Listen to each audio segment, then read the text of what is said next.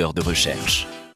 Voilà, vous l'avez quitté au pays des crêpes Suzette tout à l'heure. C'était la bataille de l'Ambiway et Cyril est sur ce plateau, son réchaud et... Prêt. Il est allumé. Concentré. Moi j'étais concentré. Exactement. Alors évidemment, vendredi c'était la Chandeleur et ce week-end on va faire des crêpes à gogo. Ça va être des crêpes parties. D'ailleurs, crêpes, vous savez d'où ça vient? Crépu, crépon. Se crêper le chignon, ce qu'on ne fait pas sur le plateau d'ailleurs, eh bien en fait ça veut dire friser. Et pour faire une pâte à crêpes, eh bien il faut mettre du sucre, des œufs, je vous donne la recette.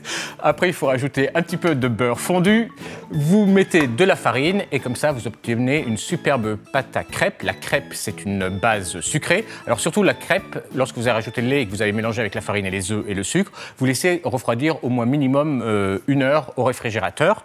Ce qu'il faut savoir c'est que la crêpe c'est sucré, la galette, c'est salé. Et si on mange les deux, on appelle ça une crampouze. La crampouze, c'est une même base de crêpes. Voilà, c'est à la fois sucré et salé. C'est-à-dire que vous pouvez manger une galette sucrée-salée, donc ça vous fait une crampouze galette. Et si vous mangez une crêpe sucrée-salée, ça vous fait une crampouze crêpe. J'essaie de vous suivre, je vous regarde. Moi aussi, je me suis un petit peu embrouillé, mais c'est pas grave. Alors, c'est une crampouze, quoi. Voilà, c'est crampousé. Allez, on va faire... tout de suite, une recette. Il y a eu le Nutella, la guerre du Nutella, une marque qu'on ne va pas citer. Je vais vous apprendre à le faire maison. Pour cela, je suis allé dans un meilleur restaurant de crêpes de Paris. Donc, on utilise le Bilig.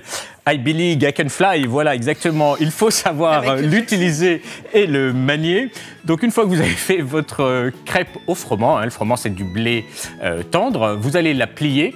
Et puis après, vous allez la plier, faire un joli pliage. Une fois que vous avez ce pliage, vous allez réaliser votre crème au chocolat, donc vous faites caraméliser des noisettes. Une fois que les noisettes, elles ont caramélisé, vous pouvez rajouter des amandes. Vous faites fondre du chocolat et vous mixez le chocolat fondu avec vos amandes caramélisées et ça vous fait une pâte à tartiner maison. Il n'y a rien de meilleur. C'est pas que vous êtes dessus, Anne-Claude, c'est que vous avez déjà fini le ramequin. Alors, elles ont déjà tout mangé. Vous l'avez effectivement, Fleur qui vous le présente.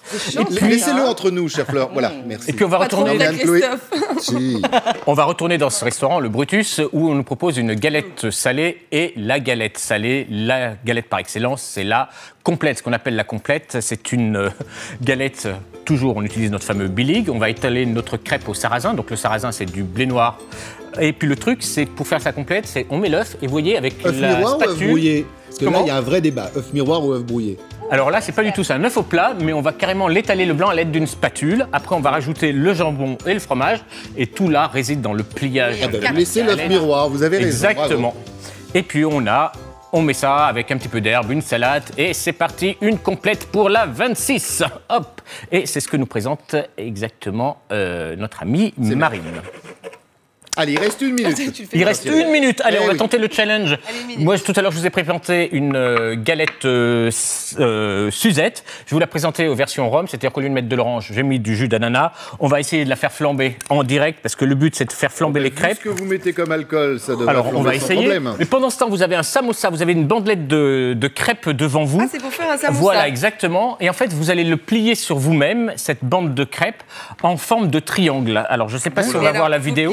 Mais en fait, vous rabattez à chaque fois en triangle, en pliant. Mais elle est très fine, votre crêpe. Regardez, elle se... C'est la faute de la crêpe, bien sûr.